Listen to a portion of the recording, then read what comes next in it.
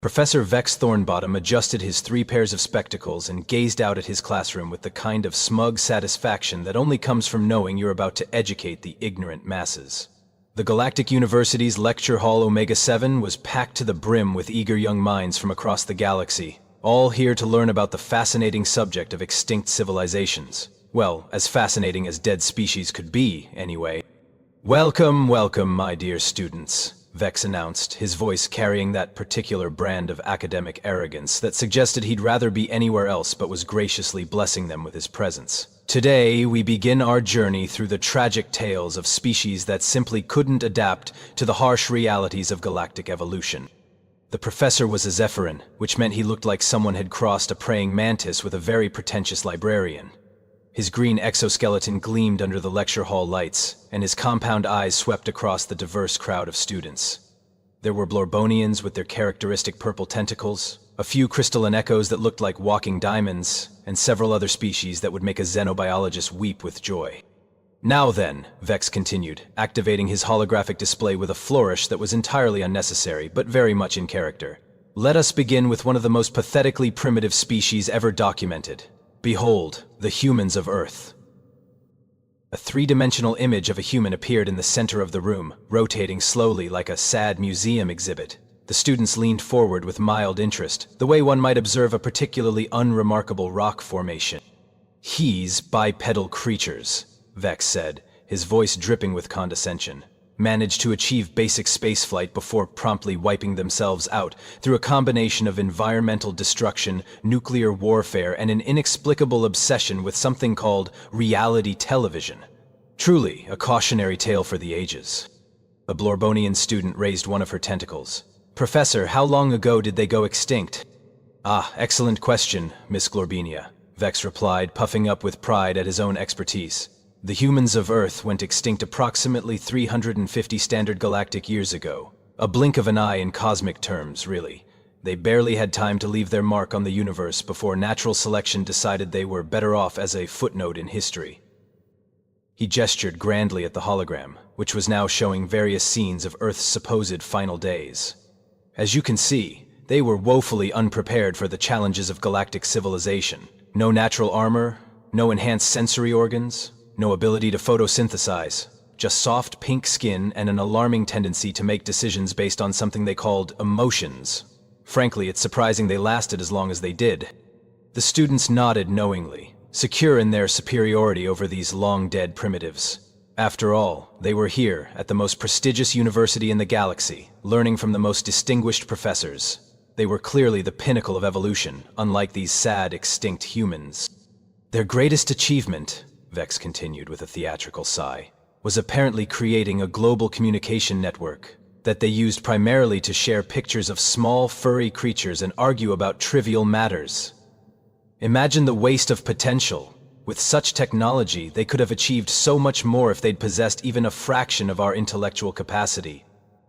The lecture hall filled with the alien equivalent of knowing chuckles. Everyone was having a delightful time feeling superior to a species that couldn't even manage to survive long enough to join the galactic community. It was, by all accounts, a perfectly normal day in Professor Thornbottom's perfectly normal class about perfectly dead civilization. At least, it was until someone in the back row raised their hand. The hand belonged to Jake Martinez, a student who had somehow managed to fly completely under Professor Thornbottom's radar for the entire semester, which was remarkable, really, considering Jake looked exactly like the holographic human spinning in the center of the room. And by exactly, I mean if you put them side by side, you'd have to wonder if the universe had developed a sense of humor and decided to play the galaxy's most awkward practical joke. "Yes, Mr. Martinez?" Vex said, squinting at Jake through his multiple pairs of spectacles. "Do you have a question about these fascinating extinct primitives?" Jake cleared his throat, and when he spoke, his voice had that particular quality of someone who was about to ruin everyone's day with a single sentence. "Well, Professor, I was just wondering, if humans went extinct 350 years ago, then what planet am I from exactly?" The silence that followed was the kind of silence that archaeologists would later study as a perfect example of awkward crystallized into pure, uncomfortable energy. It was the silence of 27 alien minds simultaneously arriving at the same horrifying conclusion, while trying very hard not to think about it. Professor Thornbottom's compound eyes widened to approximately the size of dinner plates. His mandibles clicked nervously as he processed what Jake had just said. Then he processed it again. Then he tried very hard not to process it at all, but unfortunately, his brain was having none of that nonsense. "I beg your pardon," Vex managed to croak out, his voice climbing about 3 octaves higher than usual. "I said, what planet am I from?" Jake repeated helpfully, standing up so everyone could get a really good look at him. "Because, and correct me if I'm wrong here, but I'm pretty sure I tick all the boxes for being human. Bipedal, check. Soft pink skin, check. No natural armor, definitely check. And I have to say, I do have an inexplicable fondness for pictures of small, furry creatures." The Blorbonian student, Miss Glorbenia, raised a tentacle with the shaky enthusiasm of someone who desperately wanted to be anywhere else. "Professor, he does look remarkably similar to the holographic projection." "Remarkably similar," squeaked a crystalline echo from the front row. "He's identical, look at him. He's got the same number of limbs, the same facial structure, even the same confused expression that human in the hologram is wearing." Vex's exoskeleton began to make a high-pitched whining sound, which was the Zephyrian equivalent of a nervous breakdown trying to happen in real time. Now, students, let's not jump to conclusions. There are many possible explanations for this apparent similarity." "Like what?" Jake asked, and there was definitely a hint of amusement in his voice now. He was clearly enjoying this way more than any reasonable person should. "Well, Vex stammered, his academic confidence crumbling faster than a sandcastle in a tsunami. "Perhaps you're from a planet where convergent evolution resulted in a species that happens to look exactly like humans. Yes, that's it, convergent evolution. It's a well-documented phenomenon." The entire class turned to stare at their professor, with the kind of expression usually reserved for watching someone try to convince everyone that water isn't wet. "Or," Vex continued, his voice getting more desperate by the second, "perhaps you're wearing a very sophisticated disguise. A costume, yes, you're probably a very dedicated cosplayer. The attention to detail is remarkable." Jake looked down at himself, then back at the professor. "Sir, I'm not wearing a costume. This is just what I look like. I wake up like this every morning." "It's impossible," Vex declared, but his voice cracked like a teenager hitting puberty. "The records clearly state that humans went extinct. The Galactic Council's Department of Extinct Species filed all the paperwork. There was a memorial service. We sent flowers." "You sent flowers to a memorial service for my entire species?" Jake asked, raising an eyebrow. "That's either really thoughtful or really weird, and I'm not sure which." The whining sound from Vex's exoskeleton was getting louder, and several students in the front row were starting to look genuinely concerned for their professor's mental health. Professor Thornbottom was now in full damage control mode, which for a Zephyrian academic meant throwing around increasingly ridiculous theories while hoping one of them would stick. It was like watching someone try to fix a leaking dam with bubblegum and wishful thinking. "Perhaps," Vex announced with the desperate enthusiasm of a used spaceship salesman, "you're from a previously undiscovered species that evolved to look exactly like humans, as a form of evolutionary mimicry. Yes, you're a human mimic, like those butterflies that look like other butterflies but with more existential crisis." Jake tilted his head thoughtfully. "Okay, but here's the thing, Professor. I'm not just human-looking. I'm actually from Earth. You know, the planet you just said was completely destroyed?" The professor's eye twitched. Actually, all of his eyes twitched, which was quite a sight to behold. "Nonsense! Earth is gone. Kaput. Finito. We have satellite imagery of the debris field." "Really?" Jake asked, pulling out what looked suspiciously like a standard Earth smartphone. "Because I've got my mom on speed dial if you'd like to chat with her. She's probably making dinner right now. It's Tuesday, so probably meatloaf." The entire classroom leaned forward like they were watching the galaxy's most uncomfortable tennis match. Miss Glorbinia's tentacles were practically vibrating with excitement. Your mother?" Vex's voice had now reached frequencies that only dogs and very confused dolphins could hear properly. "Yeah, Linda Martinez. She lives in Ohio, works at the DMV, has very strong opinions about people who don't use their turn signals." Jake scrolled through his phone with the casual air of someone who wasn't currently causing a galactic incident. "She's also got this weird thing about keeping the thermostat at exactly 72 degrees. Drives my dad crazy." A crystalline echo in the third row began making a sound like wind chimes in a hurricane. "He's got specific details about his family, and domestic disputes over temperature control. That's remarkably authentic for a supposed extinct species." "And did anyone else notice?" added a student who looked like a cross between a lobster and a philosophy major. That he mentioned something called Ohio? I've studied the extinct human civilization extensively for my thesis, and Ohio was definitely a documented location on Earth. A rather unremarkable one, if I recall correctly. Hey now, Jake said, looking mildly offended. Ohio's not that bad. We've got Cedar Point, and decent corn. Professor Thornbottom was now pacing back and forth like a caged animal, if caged animals wore academic robes and had severe anxiety disorders. This is impossible. The records are clear. Earth suffered a complete ecological collapse, followed by nuclear annihilation. The atmosphere was poisoned, the oceans boiled, the very ground was salted with radioactive waste. Jake said, checking his phone again. According to the weather app, it's currently 74 degrees and partly cloudy in Columbus. Also, my buddy Derek just posted a picture of his lunch on social media. Looks like a pretty decent sandwich, actually. Social media? Squeaked another student. Didn't the professor just say they used their communication network to share pictures of small furry creatures? Oh yeah, Jake grinned. That's still totally a thing. Want to see a picture of my neighbor's cat? His name is Mr. Whiskers, and he's achieved minor internet fame for his ability to look perpetually disappointed. The whining from Vex's exoskeleton had now reached a pitch that was causing several students to cover their auditory organs. This is all some elaborate hoax, a practical joke. Someone is playing a very cruel prank on the academic community. Or, Jake said, with the kind of cheerful helpfulness that makes people want to hide under their desks, maybe your information about Earth's extinction is just completely wrong. I mean, it happens, even to prestigious professors at fancy galactic universities. The silence that followed was so complete that you could have heard a pin drop, assuming pins made any noise in the vacuum of space, which they don't, but the metaphor still works, because everyone was holding their breath anyway. Professor Thornbottom stared at Jake with the expression of someone who had just realized that their entire career was built on what appeared to be galactic fake news. Jake seemed to sense that this was his moment to really lean into the chaos. He stood up, fully, stretched like someone who'd been sitting through a particularly long and tedious lecture, and addressed the room with the casual confidence of someone who was about to turn the entire galactic understanding of reality upside down. So here's the thing, Jake began, and you could practically hear the collective intake of breath from 27 alien students who suddenly realized they were about to witness either the greatest academic scandal in galactic history or the most elaborate practical joke ever conceived. Earth isn't extinct.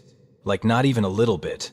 We've got about 8 billion humans running around doing human things. Building stuff, arguing about politics, trying to figure out why hot dogs come in packages of 10, but hot dog buns come in packages of 8. You know, the usual. Professor Thornbottom's compound eyes were now so wide they looked like they might pop right out of his head. 8 billion, he whispered. 8 billion humans. But that's more than the entire population of the Galactic Council. Yeah, we're kind of prolific, Jake admitted with a shrug. Also, just so you know, we've been watching you guys for about, 200 years or so. We figured out faster than light travel around the same time you supposedly filed our extinction paperwork. Which is hilarious, by the way. We've got a whole department back on Earth that does nothing but monitor galactic bureaucracy for laughs. The silence in the room was now so profound that it had achieved its own gravitational field. Miss Glorbinia's tentacles had gone completely limp with shock. The crystalline echo in the front row was flickering like a broken hologram. Even the lobster philosophy major had stopped making clicking sounds. "You've been watching us?" Vex managed to croak out, his voice barely above a whisper. "Oh, absolutely," Jake said, warming to his subject. "We've got surveillance satellites all over the galaxy. Really advanced stuff. We know about your secret cookie stash in your desk drawer, Professor. Zephyrian sugar cookies, if I'm not mistaken. The ones from that little bakery on Rigel 7 that you pretend you don't like but order every month." Professor Thornbottom's exoskeleton went from green to a pale, sickly yellow. "How could you possibly know about that?" "Because humans are really, really good at two things," Jake explained cheerfully. "Making technology that's way more advanced than anyone expects, and using that technology to find out embarrassing details about other people's lives. It's kind of our thing." A student in the middle row, who looked like a cross between a squid and a filing cabinet, raised what might have been a hand. "But if you're so technologically advanced, why haven't you made contact with the Galactic Council?" Jake's grin widened. "Because we've been listening to your communications for 2 centuries, and honestly, you guys are kind of jerks. No offense, Professor, but that whole lecture about us being pathetically primitive wasn't exactly making us excited to introduce ourselves." "We're not jerks," protested Miss Gorbenia, her tentacles waving indignantly. "We're highly evolved beings, with sophisticated cultures and advanced ethical systems." "Uh-huh," Jake said, pulling out his phone again. "So explain to me why the Galactic Council's most recent resolution was to declare war on the Fuzzy Bunny planet because they refused to share their carrot cake recipe." The entire class turned to stare at Professor Thornbottom, who was now making a sound like a deflating balloon. "How did you know about that? That was classified information." "We hacked your databases on Tuesday," Jake said matter-of-factly. "Took about 6 minutes. Your security system is basically the galactic equivalent of leaving your front door unlocked with a sign that says, 'Please don't steal my stuff.' Also, we've been selling you guys advanced technology for decades. Those quantum processors you're so proud of? We invented those in the 1990s. We just put them in shiny boxes and charged you triple." The revelation hit the room like a meteor strike. Students began looking around at each other with the dawning realization that they might not be the sophisticated, advanced beings they'd always thought they were. "The quantum processors are from the 1990s?" whispered the crystalline echo. "But those are considered the pinnacle of galactic technology." "Yeah, we've got much better stuff now," Jake said. "We're working on technology that would probably make your heads explode, literally in some cases. We had to dial back our first contact protocols because apparently your species aren't ready for concepts like Wi-Fi passwords and pop-up ads." Professor Thornbottom was now sitting in his chair, staring at the ceiling with the expression of someone whose entire worldview had just been fed through a blender. "This is impossible. Our intelligence networks would have detected a thriving human civilization. We have the best information-gathering systems in the galaxy." "Professor," Jake said gently, "your intelligence networks couldn't find their way out of a paper bag if the bag was labeled exit and had flashing neon arrows pointing toward the opening. We've been running circles around you for 2 centuries. And that's when Professor Thornbottom made the sound that would later be described by xenolinguists as the exact moment when supreme academic confidence collided with crushing existential horror and exploded into 1,000 pieces of wounded pride. The sound Professor Thornbottom made was apparently some kind of Zephyrian distress signal, because within approximately 30 seconds, the lecture hall doors burst open like someone had just yelled fire in a crowded theater. Except instead of people fleeing, what rushed in was the most impressively panicked collection of university officials that Jake had ever seen. First through the door was Dean Quibbleton, a Rigellian who looked like someone had crossed a walrus with a very anxious accountant. Behind him came Assistant Dean Flurble, whose species Jake couldn't identify but who appeared to be made entirely of nervous energy and sweating various colored liquids. Bringing up the rear was the Director of Crisis Management, a being that resembled a sentient filing cabinet with anger issues. "What's the situation?" Dean Quibbleton demanded, his tusks gleaming with what Jake was pretty sure was stress-induced saliva. "We received reports of an academic emergency of the highest magnitude." "Emergency?" Jake asked, looking around the room with genuine confusion. "I was just asking about my homework." Professor Thornbottom pointed a shaking appendage at Jake while making a sound like a broken air conditioning unit. "Dean, we have a situation. The student claims to be human, an actual, living human. From Earth, which is supposedly extinct." The Dean's eyes widened to approximately the size of dinner plates. "That's impossible. We sent a fruit basket to their memorial service." "You sent a fruit basket?" Jake asked. "What kind of fruit?" "Rigellian, pomegranates, and some of those little cheese cubes," the Dean replied automatically, then caught himself. "Wait, that's not the point. The point is, you can't be human, because humans are extinct." Jake held up his phone. "Would you like to video call my mom? She's probably wondering why I haven't called her this week anyway." The Director of Crisis Management, who had been quietly having what appeared to be a nervous breakdown in the corner, suddenly sprang into action. "Nobody call anybody. We need to contain this situation immediately. Code Red! Code Red! Deploy the memory erasure protocols." "Memory erasure protocols?" Jake raised an eyebrow. "That seems a bit extreme. I mean, it's not like I'm planning to invade anybody. I just want to pass my Extinct Civilizations class." "You can't pass a class about extinct civilizations if you're a member of one of the supposedly extinct civilizations," shrieked Assistant Dean Flurble, now sweating what appeared to be rainbow-colored panic juice. "It's a paradox. It breaks the entire academic system." "Actually," Jake said thoughtfully, "I think it just means your information is wrong, which happens, even to prestigious galactic universities." The room erupted into chaos as various officials began talking over each other in increasingly high-pitched voices. The The Dean was frantically making phone calls to what sounded like the Galactic Council's emergency hotline.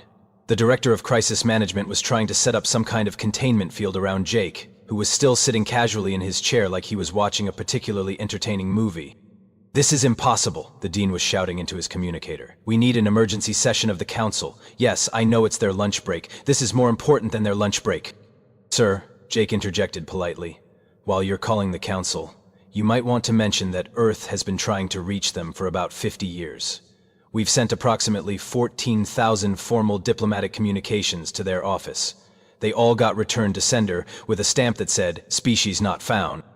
The Dean's communicator slipped from his grasp and clattered to the floor. 14,000 diplomatic communications? "Yeah, we've got a whole department for it," Jake explained. "The Department of Galactic Relations, really nice people. They throw a great office Christmas party. Well, they did until they realized nobody was reading their mail."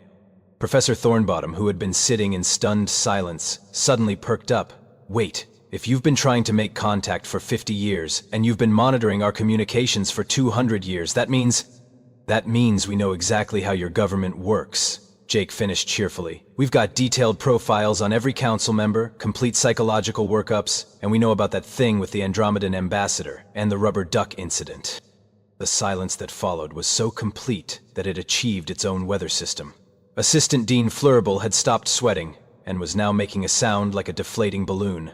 The Director of Crisis Management was holding his head in his hands and muttering something about early retirement. "The rubber duck incident is classified at the highest levels of galactic security," the Dean whispered. "How could you possibly know about that?"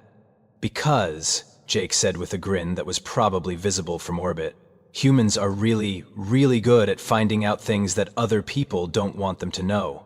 It's like a hobby for us." "This is a disaster," moaned the Director of Crisis Management. "A complete and total disaster. Do you have any idea what this means for galactic relations, for our understanding of the universe, for my quarterly performance review?" Jake checked his phone again. "Actually, if it helps, I just got a text from my roommate. Apparently Earth's president is available for a video conference whenever you guys are ready. She's been waiting by the phone for about 6 months now." The Dean made a sound that was somewhere between a sob and a scream. "Your planet has been trying to contact us for 6 months and we've been ignoring them?" "Well," Jake said, "technically it's been about 50 years, but who's counting?" And that's when every single official in the room simultaneously realized that they were in the middle of the biggest diplomatic incident in galactic history. And it was all happening because a college student had asked a perfectly reasonable question about his homework. 3 weeks later, Jake Martinez had become the most famous student in the history of Galactic University. Not because he'd invented something revolutionary or solved some cosmic mystery, but because he'd accidentally exposed the fact that the galaxy's most prestigious academic institution had been teaching completely wrong information for the better part of 4 centuries.